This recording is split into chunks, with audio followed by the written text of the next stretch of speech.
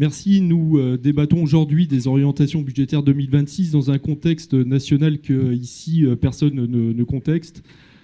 Instabilité politique, pression sur les finances publiques, ponction annoncée sur les collectivités et contraintes nouvelles sur la fiscalité locale.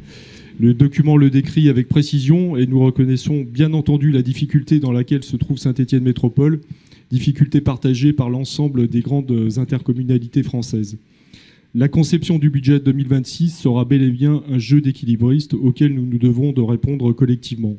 Le contexte financier est effectivement lourd, écrêtement de la TVA, d'ILICO, disparition de la DCRTP, hausse de la CNRACL, révision du FCTVA. Oui, ces décisions affectent fortement les finances locales.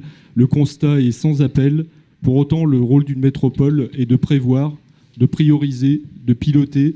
Et sur ce point, nous constatons que le DOP 2026 manque de lisibilité et de hiérarchisation. Vous nous proposez une gestion que vous qualifiez de prudente, mais prudence ne veut pas dire absence de choix. En parlant de choix, nous sommes à même aujourd'hui, avec un minimum de recul, de constater objectivement combien l'arrêt du projet de patinoire aura été pertinent. Une véritable stratégie budgétaire implique de hiérarchiser les projets, d'assumer les priorités et de bâtir une trajectoire. Or, le document se présente plutôt comme un catalogue exhaustif, mais sans orientation claire. Dans la période actuelle, ce flou peut être dommageable. Afin de maintenir un niveau d'investissement soutenu, nous faisons le choix de l'emprunt, et ce malgré l'augmentation sensible de la TEOM et du GEMAPI. Par conséquent, aujourd'hui, le niveau de la dette constitue un point d'inquiétude majeur.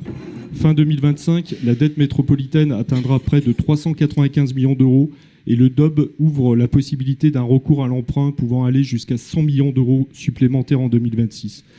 Dans un contexte où notre épargne nette n'est que de 8 millions d'euros et qui a atteint le point d'alerte rouge, cette trajectoire interroge sérieusement la soutenabilité de notre modèle financier.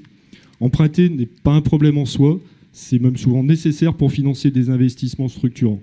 Mais emprunter quand une situation où l'épargne est aussi faible, c'est prendre le risque d'un effet ciseau où la dette augmente plus vite que notre capacité à la rembourser. Aujourd'hui, la dette ne finance plus l'avenir, elle compense l'insuffisance de l'épargne. Ce n'est pas une logique d'investissement, c'est une logique de rattrapage budgétaire. Et ce glissement est dangereux parce qu'il réduit notre marge de manœuvre, accroît notre dépendance aux aléas externes et fragilise notre capacité à intervenir demain sur des projets structurants dont le territoire a besoin. Nous ne demandons pas de renoncer à l'emprunt, nous demandons une trajectoire pluriannuelle claire de maîtrise de la dette, avec des seuils, des objectifs et une vision stratégique explicite. Sans cela, la métropole se condamne à naviguer chaque année entre imprévus et arbitrage d'urgence qui n'est pas à la hauteur des enjeux du territoire. Je vous remercie. Merci, Monsieur Boyer. On prend des notes, on répondra ensemble, Monsieur Duvert.